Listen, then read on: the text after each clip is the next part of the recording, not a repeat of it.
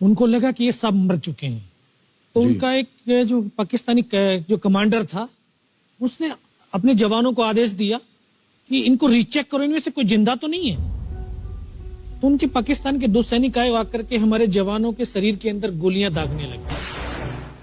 तो मैं बेहोश था, लेकिन इतना बेहोश नहीं था कि उनको सुन ना सकूं या देख ना सकूं।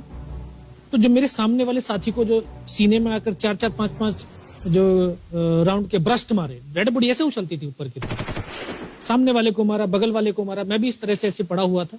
उसने फर्स्ट में यहां पर ब्रस्ट मारा, फिर मेरे पैर में 2 जगह पे मारा। उसको मैं देख रहा हूं कि धुआं निकल रहा है, लेकिन उस गोली की पीड़ा को चुपचाप पड़ा सहता रहा और उनको यकीन हो गया कि इनमें से कोई जिंदा नहीं। फिर बहुत गालियां दी, बूट की ठोकरें मारी।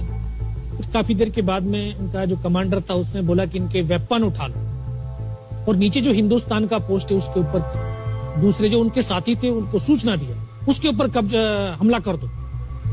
फिर ये आवाज भी सुनी तो मुझे लगा कि यार आज तो मेरी पूरी टीम खत्म हो जाएगी। दोबारा से उसके साथी आए, पाकिस्तान के सैनिक आए और हमारे जवानों के शरीर के अंदर गोलियां दागने लगे। उन्होंने फिर उसी रोटेशन से गोली मारी। तो जब 1 कदम आगे गया तो उसने राइफल मेरी सीने की तरफ तानी। तब मुझे लगा यार अब नहीं बचूंगा, लेकिन कहते हैं कि जाको राखे साइयां मार सके ना कोई। जब उसने गोली चलाई तो यहाँ पे पर्स में 5-5 रुपए के कुछ सिक्के भी थे। जब गोली जाकर के सिक्कों पे टकराई तो मुझे भी आभास हुआ कि तो मर गया हूं। पाकिस्तान का दूसरा सैनिक आया, उसने आकर के मेरा AK-47 उठाया और वापस मुड़ा तो उसका पैर मेरे पैर से टकराया हो। तब मुझे लगा कि यार मैं तो जिंदा हूं। तब मेरे पास एक हैंड ग्रेनेड था, मैंने उसको पिन निकाली और उसके ऊपर ऐसे फेंका तो कोट के अंदर हुड लगे हुए, हुड के अंदर वो गिरा जी। उसने तुरंत पीछे की तरफ मुड़ के देखा, पीछे तो कोई मूवमेंट था नहीं। तो जब तक वो ग्रेनेड को निकाल पाता, ग्रेनेड फट गया। यहां से उसका पूरा सर उड़ा और वो हमारे ऊपर आकर के गिरा। जो पाकिस्तान के दूसरे सैनिक थे उनमें खलबली मची कि इनमें से कोई जिंदा है। कुछ बोले जिंदा नहीं, नीचे से रिइंफोर्समेंट आ गई। तो उनमें खलबली मची। मेरा पास वही एक मौका था, मैंने दोनों हाथों से उसकी राइफल को उठाने की कोशिश करी, ये हाथ हिला नहीं। एक हाथ से राइफल उठाई, वहां से ब्रस्ट फायरिंग किया, 4-5 पाकिस्तानी सैनिकों को मौत की नींद सुला दी। फिर बाएं हाथ से पलटा खाया, दूसरे पत्थर से 3-4 जगह से फायरिंग किया।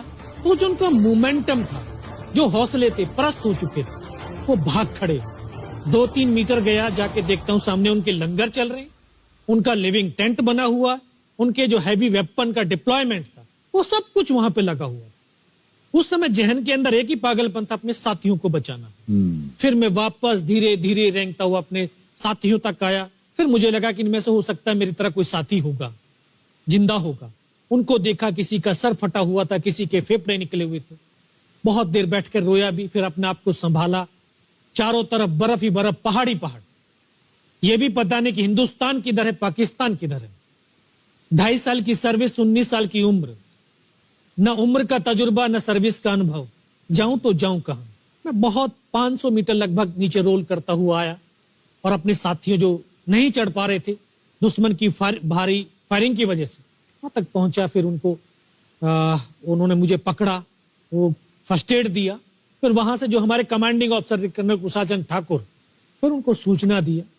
तो ये लगभग 1:30-2 बजे का समय था।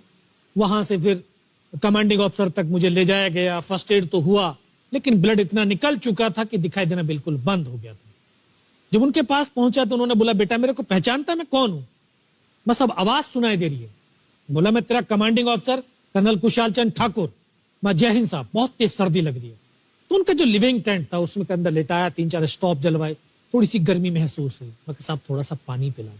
बोला, ठीक है पानी पिलाते हैं। तभी डॉक्टर साहब आए गए, उन्होंने ग्लूकोज की बोतल पिलाई, थोड़ी सी एनर्जी महसूस हुई। उन्होंने बोला, बेटा कुछ बता सकता हूं? मैं कहा, सब बता सकता हूं। तो उनको बताया कि सर ऊपर ये घटनाक्रम हुआ है और ये वहां की इंफॉर्मेशन है। तो लास्ट में उन्होंने बोला कि बेटा जवान की रिक्वायरमेंट क्या है? मैं कहा, साहब जवान की रिक्वायरमेंट एम्युनिशन और फील्ड पट्टी की है। बोला, खाने के लिए नहीं चाहिए? सर भूख नहीं लगती।